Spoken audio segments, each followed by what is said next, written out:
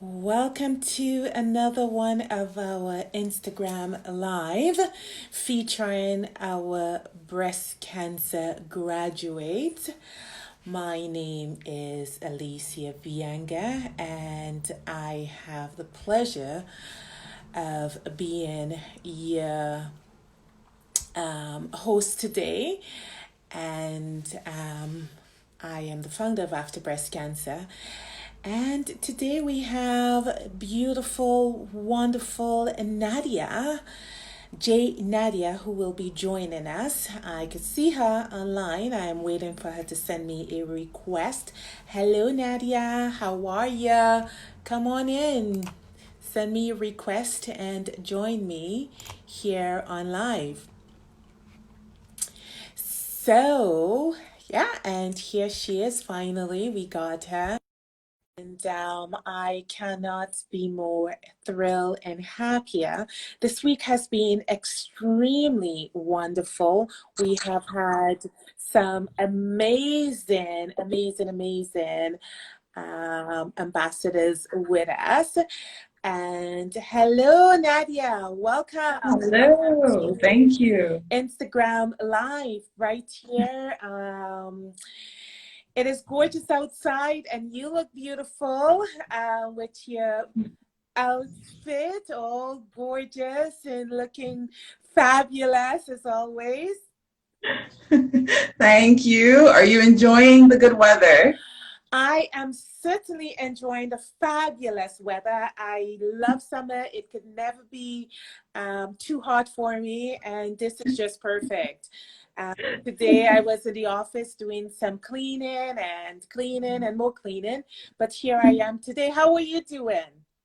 I am good. It's our Caribbean blood. We love this warmth. We can't wait for it. I'm really good. It's rejuvenating. Yeah. Excellent. And so did you have a good week? Yes, yes. Very productive, very busy, but good. You're managing now. Now we're teachers too, right? On top of everything else we were before.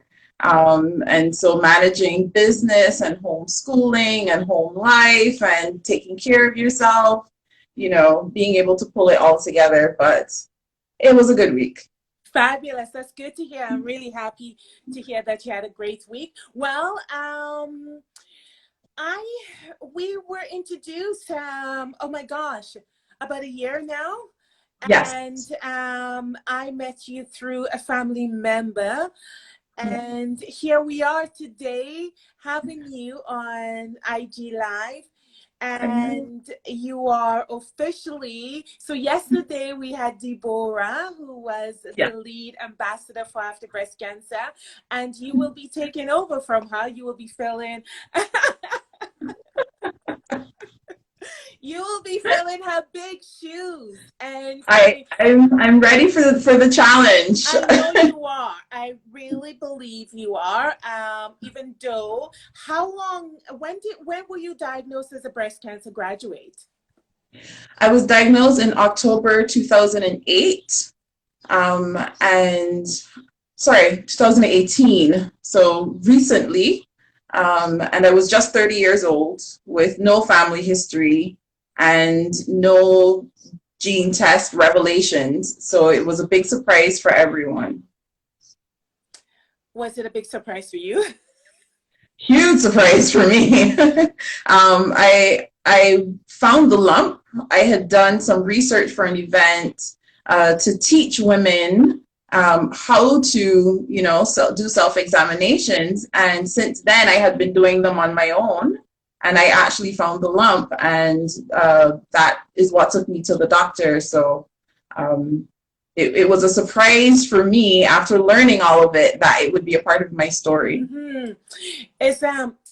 It's quite ironic because there you were before with no history of breast cancer, and you were teaching other people how to do self-examination. Yeah. And while doing that, you found the lump. Yeah. I've heard that story over and over, and it's just so amazing because I always say, because if you because you're not part of something, that does not say that you cannot contribute. Right. You were not a breast cancer graduate, but yet you were educating, helping, participating, and encouraging people about teaching them about the importance of self-examination. I think that is really wonderful. And that's one of the main reasons why I think you will be a fabulous lead ambassador for After Breast Cancer. So thank you so much for accepting the challenge. Thank you for the offer. It was scary, but I said yes. So they always say when you are scared, that's when you know it is the right thing. So yes. there you go. So since you were diagnosed and you found the lump, what are a few things you would say that you have learned that you had no idea about breast cancer? Well, about breast cancer itself, I did not know that chemo affects fertility. And that was actually more devastating news than the actual diagnosis for me. Luckily, thank God for the healthcare system here and for integration, because we were offered fertility preservation, so that helped.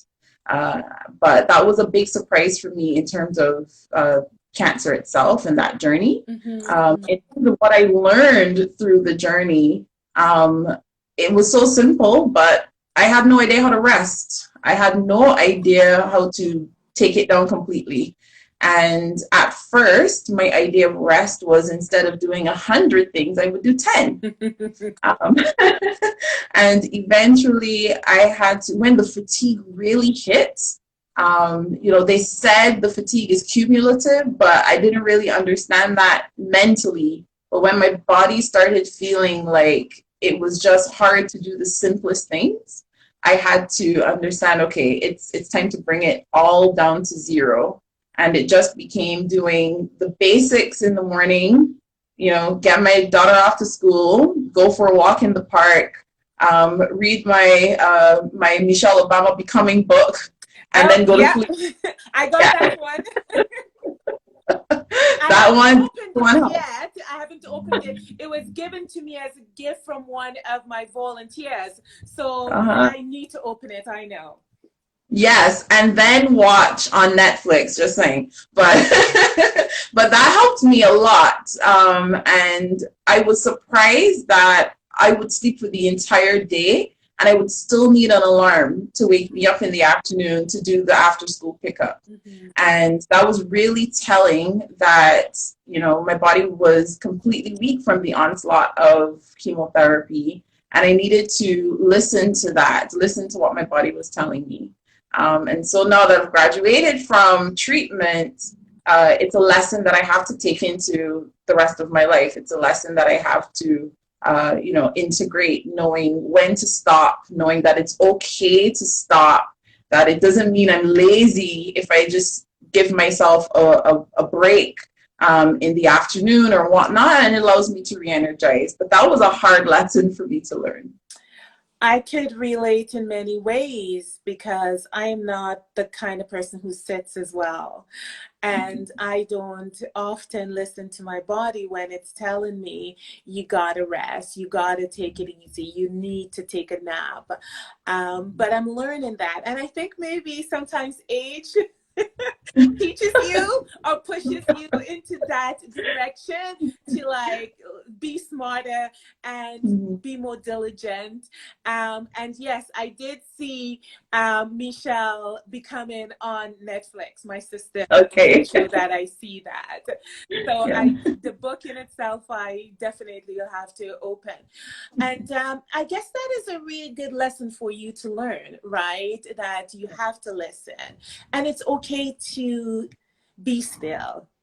Yes. And just be patient with yourself.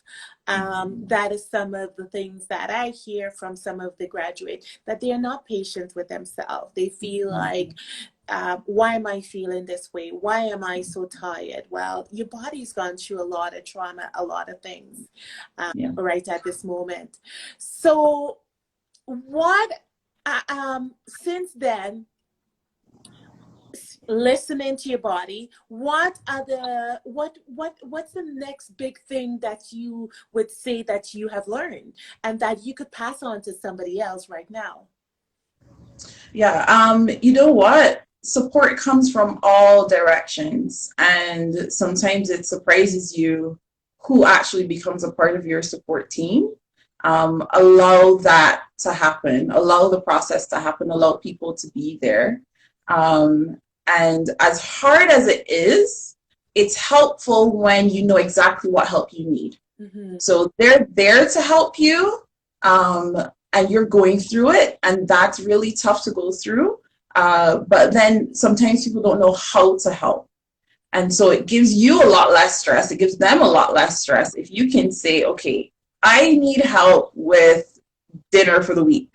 I need help with this. And don't be timid. If they're showing up, if they're saying, I'm here to help, don't be timid to say, this is the help that I need. This is what I need from you. You know, when my family came, I told them, I said, this is not a vacation. You know, you're getting on a plane and you're flying, but I'm not entertaining you or anything like that. Come help me with my daughter. I need to sleep. Entertain her. That's your whole job. Right? Yes. um yeah, and so it was helpful for the people around, and that's a life lesson that we could take as well. You know, allow people to help, but then actually be able to communicate your needs, advocate on your own behalf with your support team. That includes your doctors.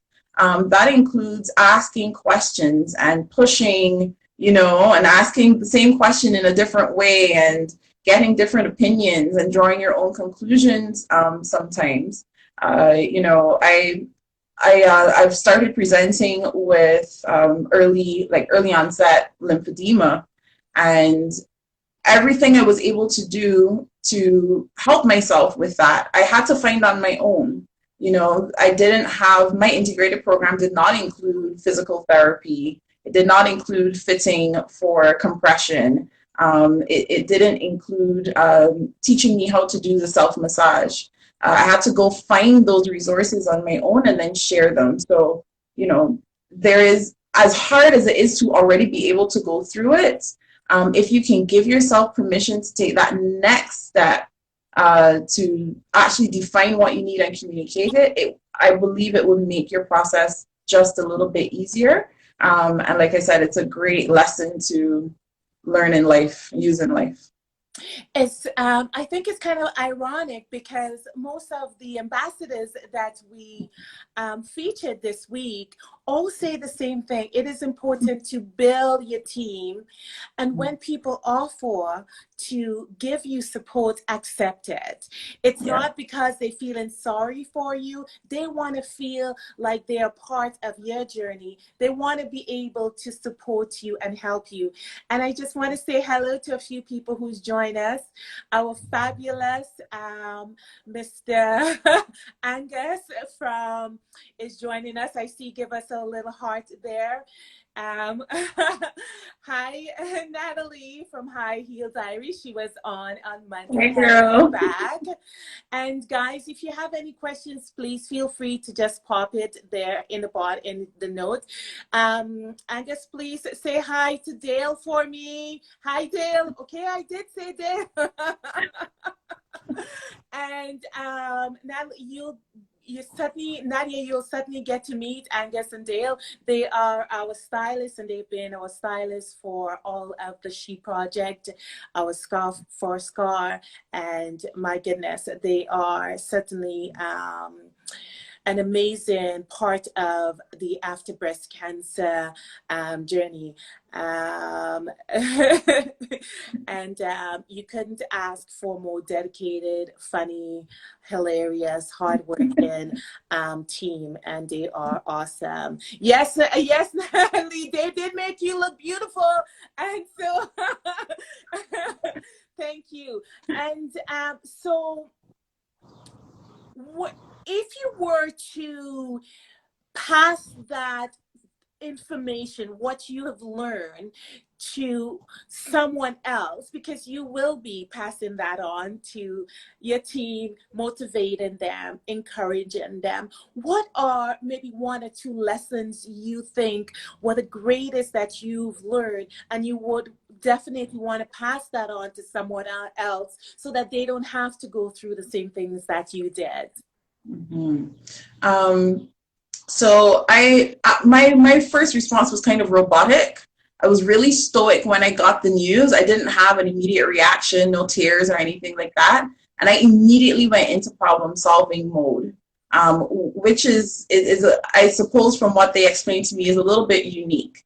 So by the time I shed tears, I had taken some steps. So if either before or after your emotional reaction to the news, you have a moment to take some steps. Here were some of the steps that I was able to take. I was really intentional about my support team.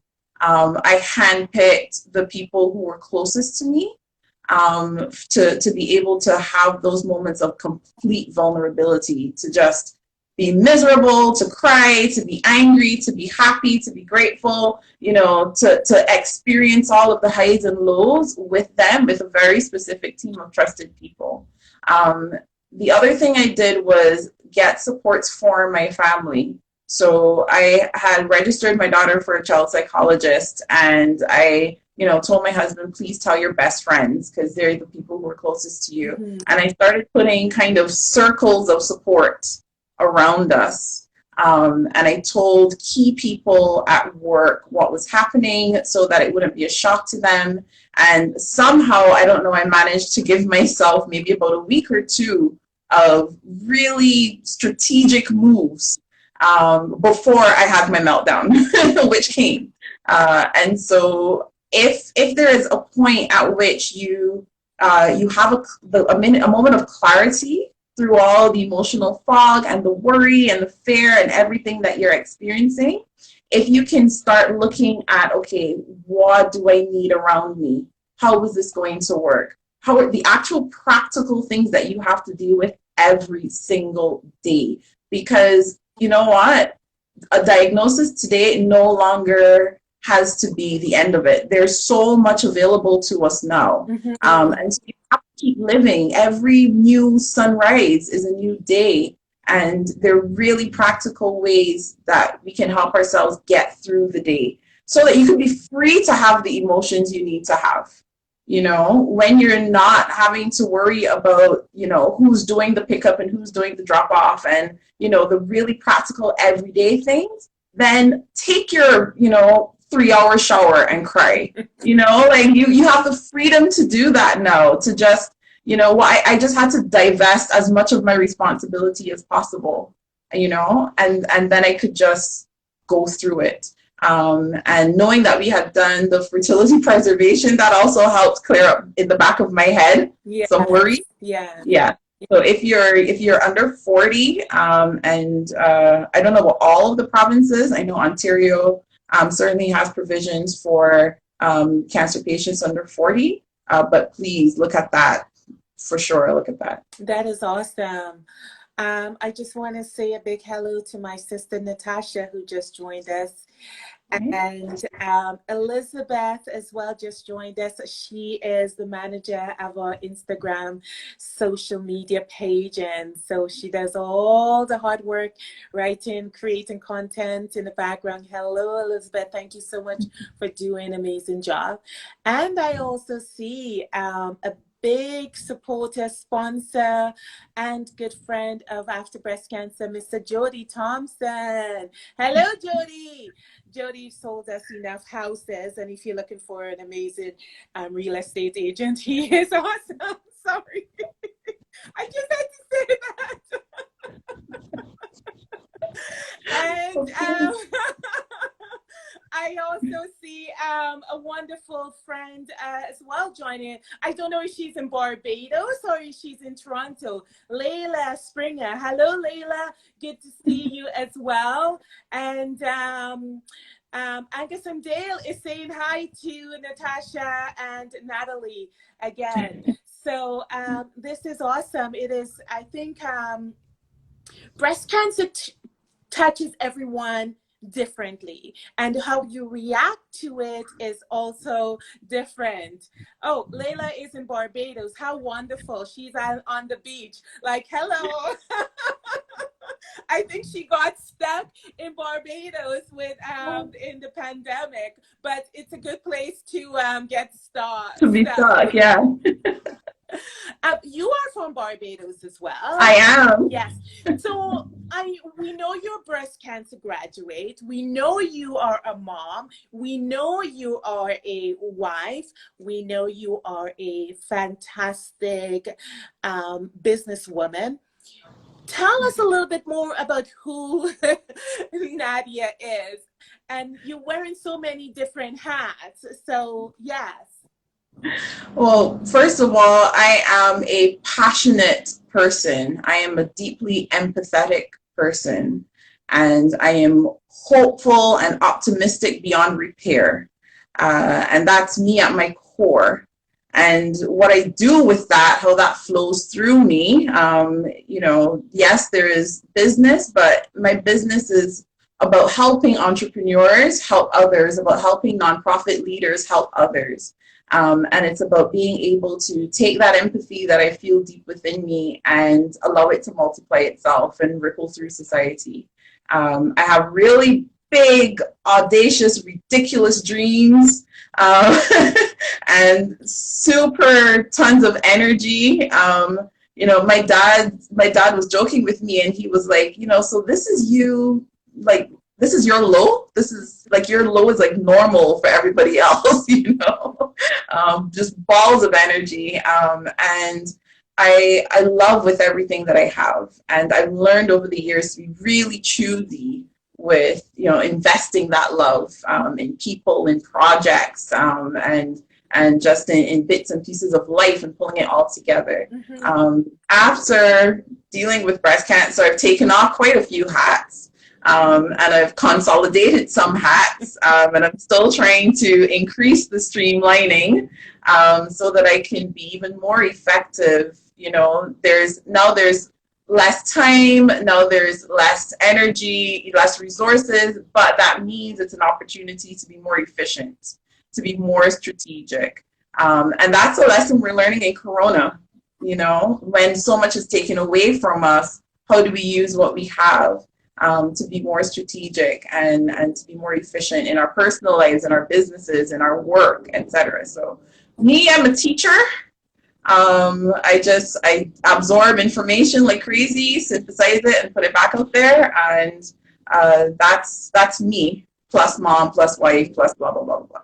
And that is one of the things I really appreciate about you is you are such a giver, and you collect, but you also give back.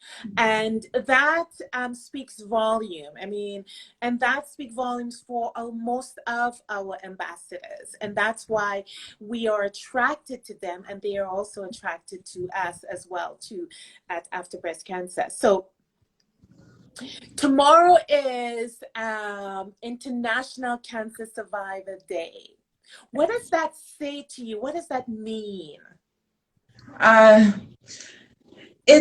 There's almost a bit of survivor guilt, if you will, because those who have gone didn't necessarily not fight. And so survivor kind of gives this sense that you fought and you won, and that someone else fought and lost. Mm-hmm. And so I like the verbiage that we use when we say graduate. You go on to another phase and level of life.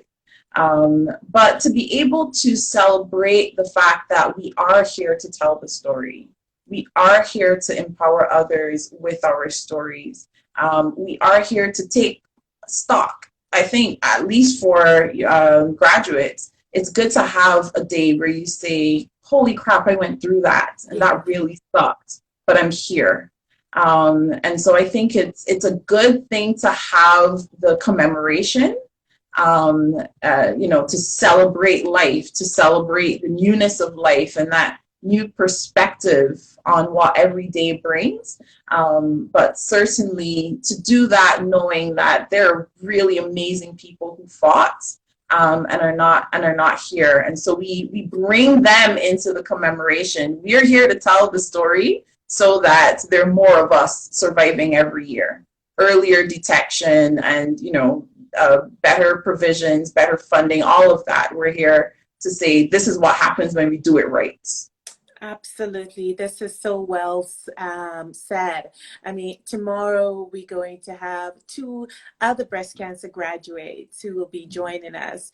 I'm so happy that we got the opportunity to feature and to hear from your own words, your own thoughts, your own lived experience, to be able to share that with others. Starting from Monday when we had Natalie on, and then we had Deborah yesterday. We had a little bit of a challenge on Tuesday with Okay. August. Yeah. And then we had Susan Fulford. All of you strong, beautiful women who are able to so eloquently tell your story. I'm really grateful that I got the opportunity to be in each of your lives, and thank you for welcoming me into your story, into your lives. And I look forward to working with you in making After Breast Cancer a better charity to support women, to support people who need the help.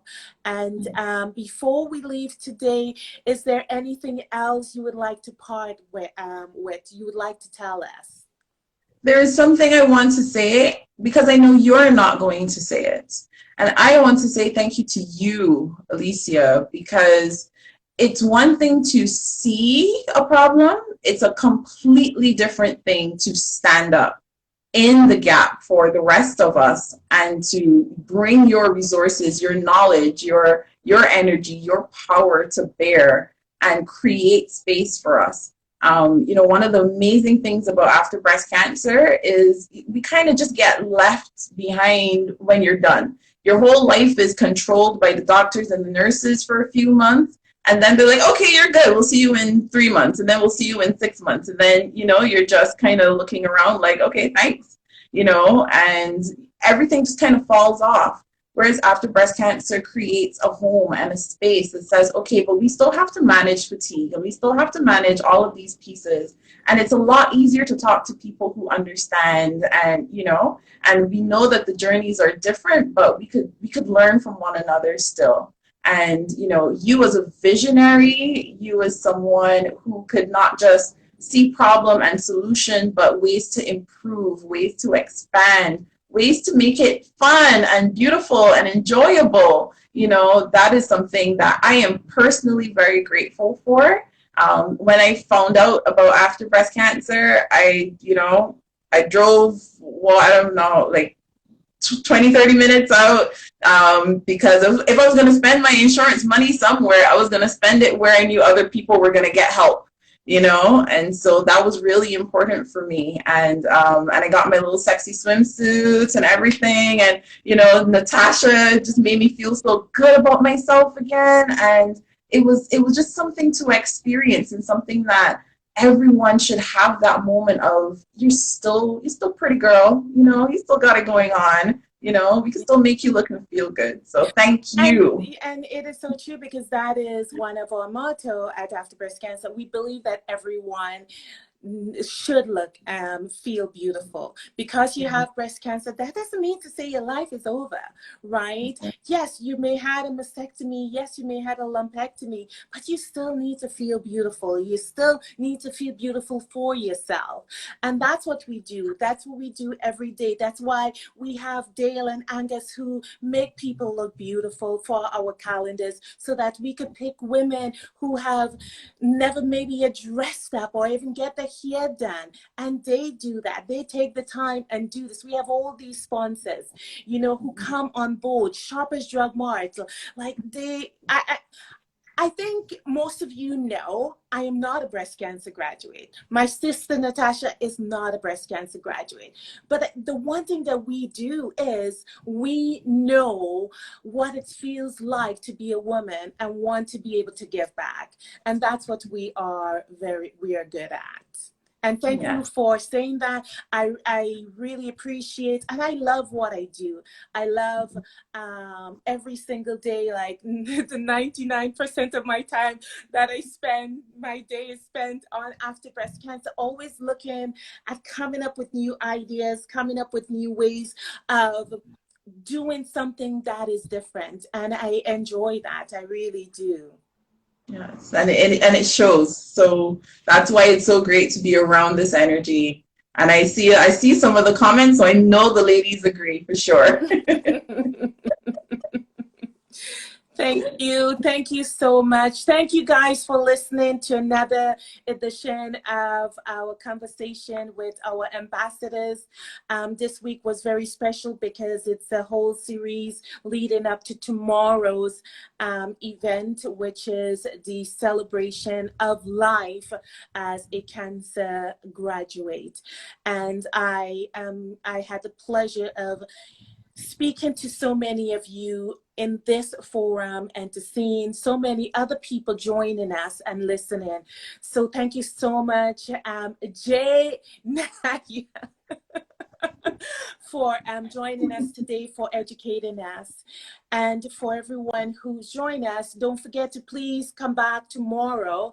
We have somebody from Diana who's all the way from South Africa. She's going to be, she's a social media influencer, and she's really dynamic, very soft-spoken, but very elegant as well. And then we have Dr. Christina from Arizona, who's going to be joining us at 8 o'clock. So we have a full day tomorrow. And so please join us. Please listen. Thank you so much for your support. Thank you. Oh, so somebody just said a message. Great to Yes, see yes. you. Thank you, Dor. Thank you. So thank you so much. Good to see you. Bye-bye, guys. Take care. Bye, everyone.